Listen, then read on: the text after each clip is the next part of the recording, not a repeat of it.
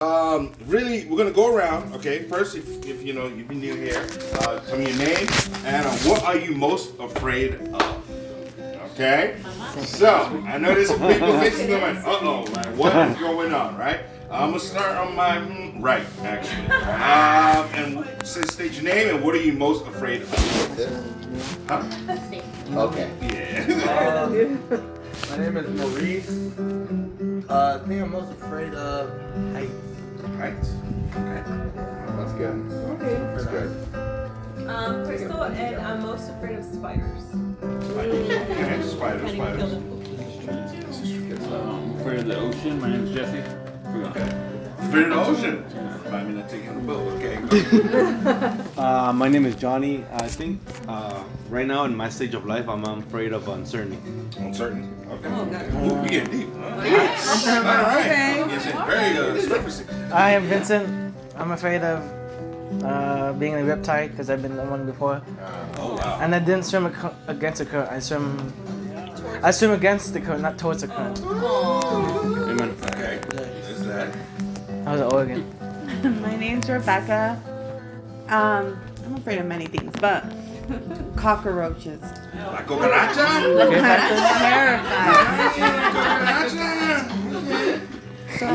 You would hate So is Omar. My name's Daniela. I'm very afraid of roller coasters. You know Six Flags? Six Flags. No I hate Six them. Flags. I'm afraid of them. Even Disneyland rides. It's fun. Okay. Like Splash Mountain. How about Snoopy Land? Snoopy They Land? will I don't like take it. it. My name is Jason, and I am afraid of the next big California 10.0 earthquake. Okay. This is a real fear. Oh my goodness. I literally Hello, sitting around right? yesterday thinking it's gonna come right now. Just be in the air. No. Just be in the He's air. not playing against it. Playing against it. I got a new fear. Hi, I'm Ale. I'm afraid of car accidents.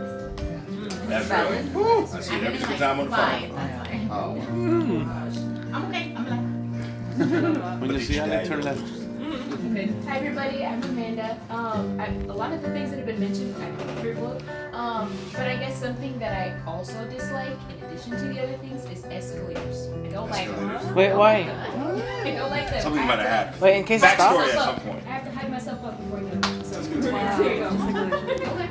My name's Maria, and I'm afraid of insects. Insects? Okay. Not one in particular, right? All of them. La cucaracha. I accept everything that comes my way.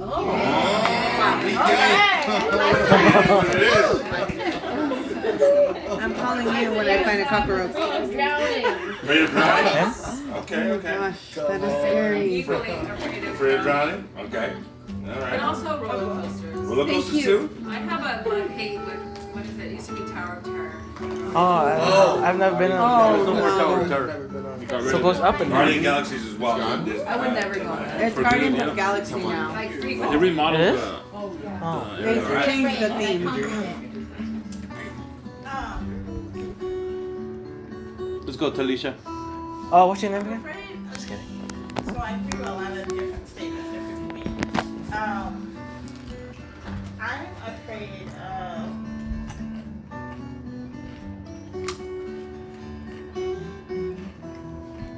They're my friend. Come on. There's a lot of stuff now. Hold on. Call your boyfriend and be like, hey, what did you really? Not paying your bills sometimes.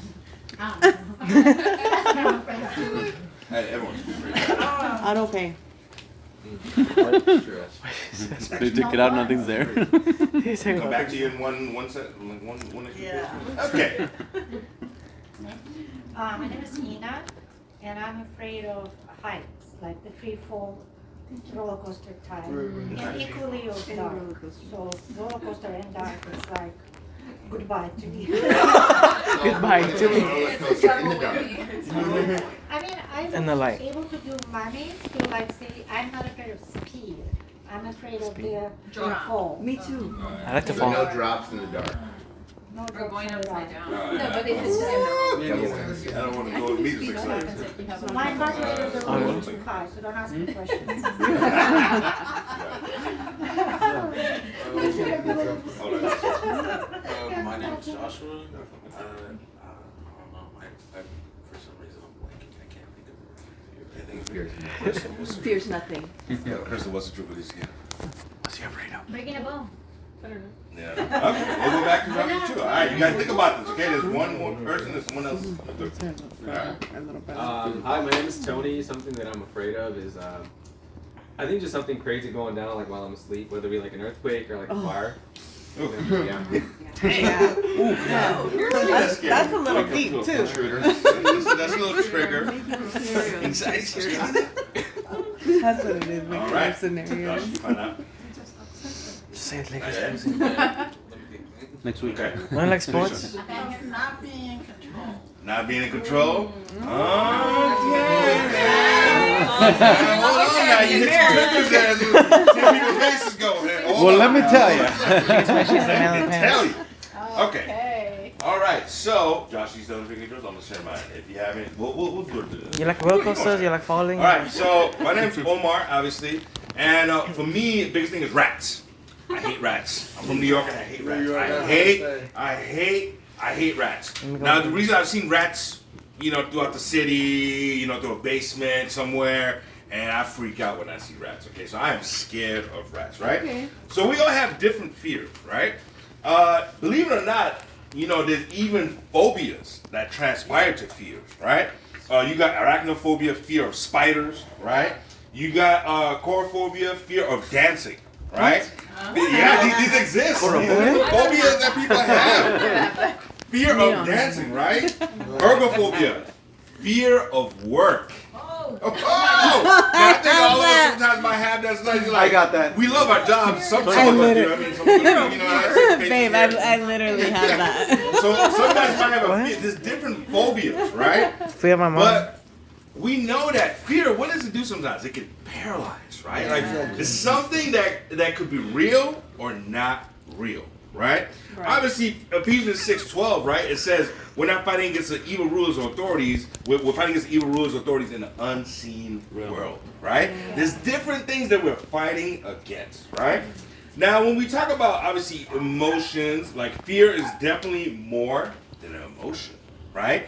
Fear could really, paralyze mentally or even heart-wise, just be like, I don't know what to do, right?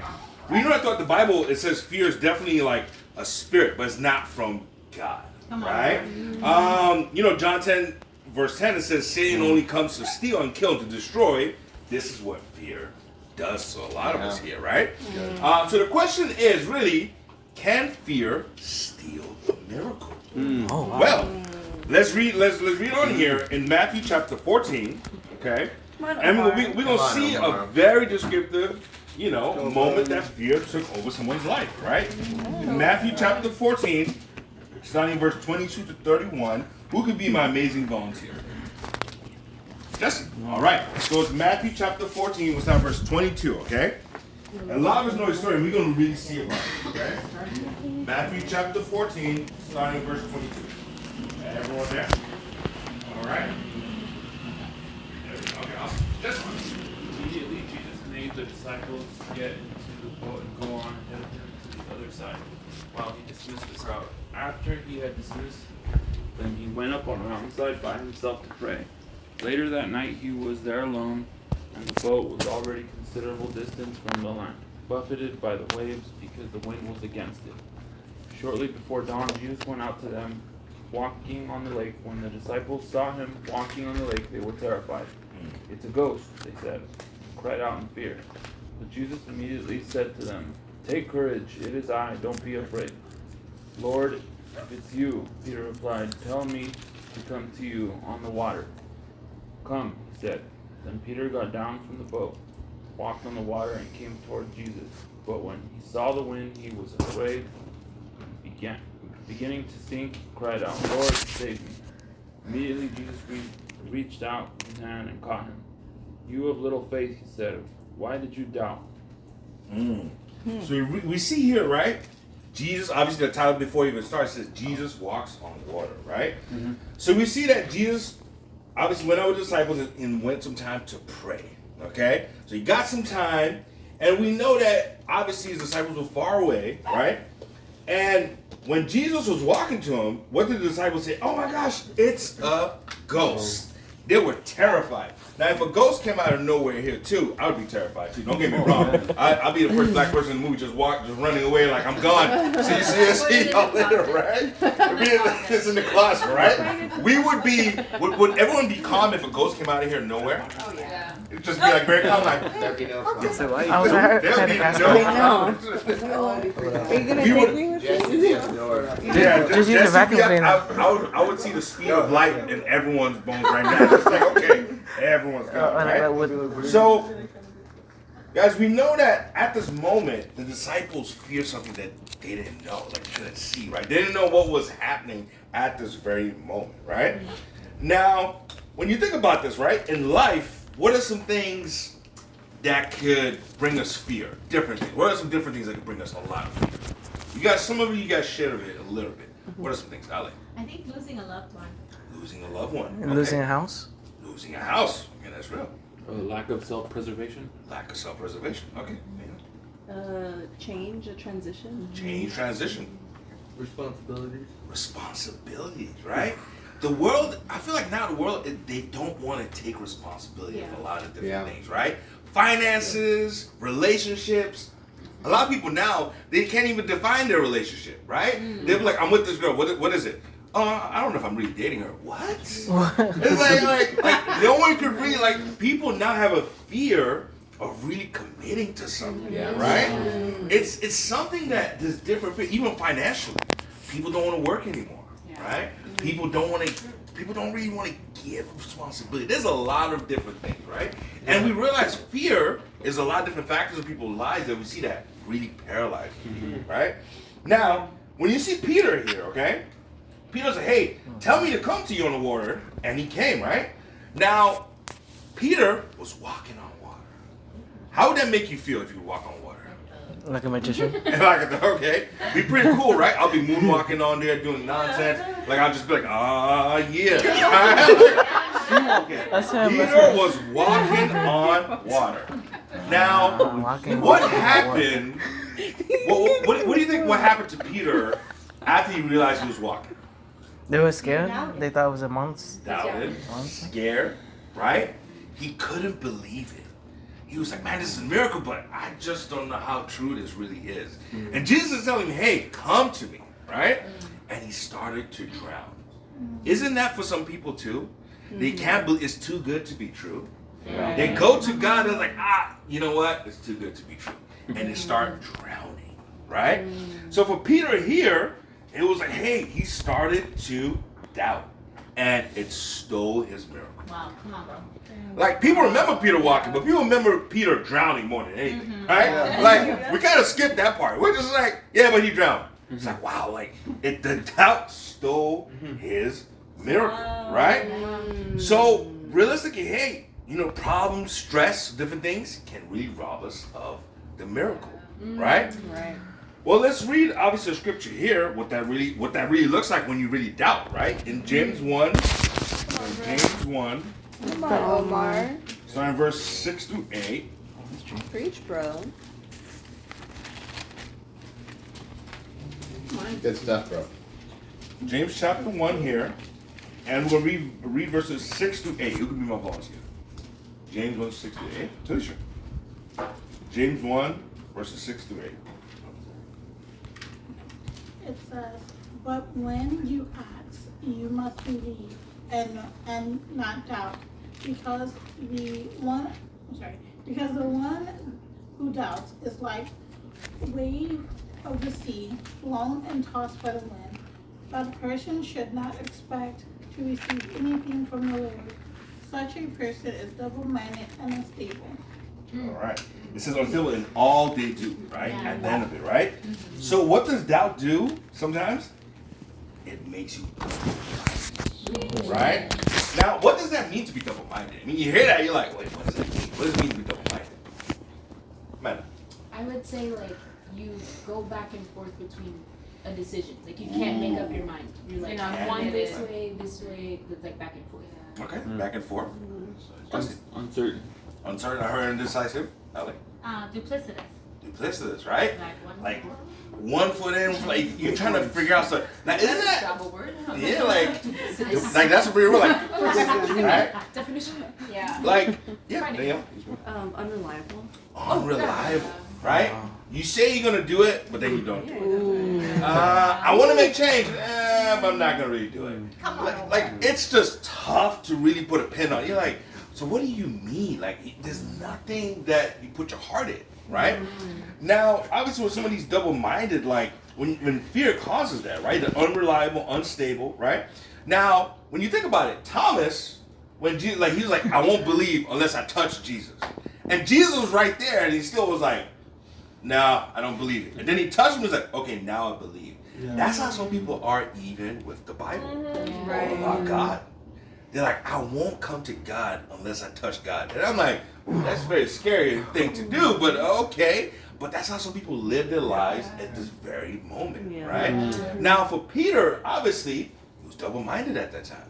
He was walking on water. Then he was like, oh, I don't know if I can do this. And started drowning. For different people, it's like, I don't know if I can really go to God. It's great. I love the feeling, but I don't want to put in the work. Right? At different times, that's what it is. Right? Now, obviously, even in Matthew 28, verse 17, Jesus came back, right? Some worshiped him, and some doubted. Woo! When you think about like some, this is Jesus Christ. And there were some who believed and some who doubted, right? Now, obviously, if your house was being robbed, would you call a plumber? No, absolutely not, right? Who would you call? You would have faith in more the police, right? You wouldn't doubt to call the police. I wouldn't doubt just like, I'm going to call a plumber when the house is getting robbed, right? There's no way, like, you're not going to be double-minded about that. You're like, look, the situation needs to get handled, right? Really think about it. When it's a life or death situation, even when you see in movies, different things like that, there could be atheists, there could be all these things. What do they say? Oh God, please help me. Isn't that interesting? My auntie who worked in the nursing board for very long, she said, hey, people really have a change of heart when they have cancer. When it's a life or death situation, like something going on, they're like, hey, in the whole entire life, they never went to God. And now they're like, oh, I'm not doubting. My life is coming to an end, right? It doesn't need to get that extreme to start going to God, right? We shouldn't have to wait. Don't wait for this time. Now, let's read our last scripture here in Philippians chapter 4, verse 13. Come on, Omar. And I'll read for us, okay? Philippians chapter 4. Verse 13. And we know the scripture, but it's encouraging at the same time. Philippians chapter 4, and verse 13. And it reads here. He says, I can do all this through him who gives me strength, right? So you're not alone. If somebody brought you out tonight, it's not by coincidence. God is going to strengthen you.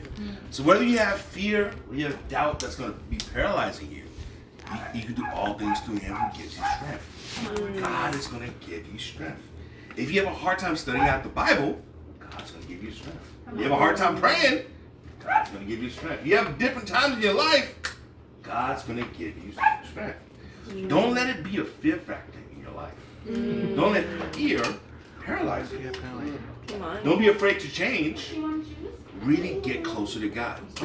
And let God be the center of your life. And that's Bible Talk for tonight. Alright guys, we just get a little bit of feedback and that'll be it for tonight. Come on, Omar. Great discussion. Great discussion. I think it's interesting how he saw the wind. That's when he fell, So I think the question for myself and for us is like, what things are distracting me? And what's the wind? Nothing. It's nothing. But how empty are our fears normally? How often do our fears not come into a reality, but they take so much anxiety, they take so much out of us? Anyway, if you would have just not paid attention to the nothingness of the wind, so often we don't pay attention to our fears, how often, keep our eyes fixed on Jesus. So I think that's what I thought about as you were going through it. Great discussion, though. I just wanted to share something that when I was in high school, they did an exercise at school, and they had the kids blindfolded, and they had to walk across the room. They separated the students, and the students were told, just listen to this one person, they're gonna give you directions. But everybody on the side was like, go to the left, go to the right, and they're shouting. And you had to really focus on knowing like which way to go, right? And then they did it a second time, and they had them take their shoes off and put thumbtacks on the floor. Oh. Right? So you really had to listen which way. They picked them up, but they didn't know that because they were blindfolded, right? And then I think a third one was they had them walk. It was that. They thought there was something there that really wasn't there. They were talking about how we create our own obstacles. You know, it's just a powerful thing, but it kind of ties in a little bit about being kind of fearful about things that we create in our own minds that we don't need to be afraid of. You know, and if we just focus on God and on His voice and get rid of the distractions around us, you know. So I think it was powerful as an exercise, you know. I don't know, I just wanted to share because it tied into That's it. good. That's really good. Come on. Yeah. Well, it was a really good reminder for me, this lesson, how many miracles God did in my life, like really something that is unreal, right? I mean, it was such obvious miracle that, I mean, there must be no doubt. And still, I'm such a double-minded person that in a difficult situation, I still get all these doubts.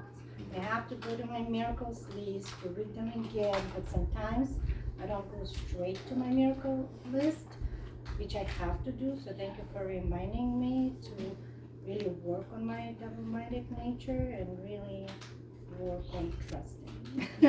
Come on, Nina. Yeah, I just want to say thank you for the discussion. It was awesome. I think something that reminded me in James when you're talking about like being double-minded, it reminded me. I don't know if anybody's seen Inside Out 2. But, where anxiety had all these different scenarios for the main girl, and like she was thinking all these different possibilities. But I feel like that's a good illustration of what it looks like to be double-minded. You have like all these different scenarios. That's where I can be too. Can be so anxiety filled and think of what are all the possibilities, and then you like get stuck, you know, you get paralyzed, you know. So I'm just very grateful for the reminder too to just stick to the scriptures for security, you know. So thank you. All right, guys. Well, thanks so much for the discussion. Thank you, Cora, for hosting us again. Just make sure we pick up after ourselves a little bit, and that'll be the end of the discussion. That was awesome. I love it.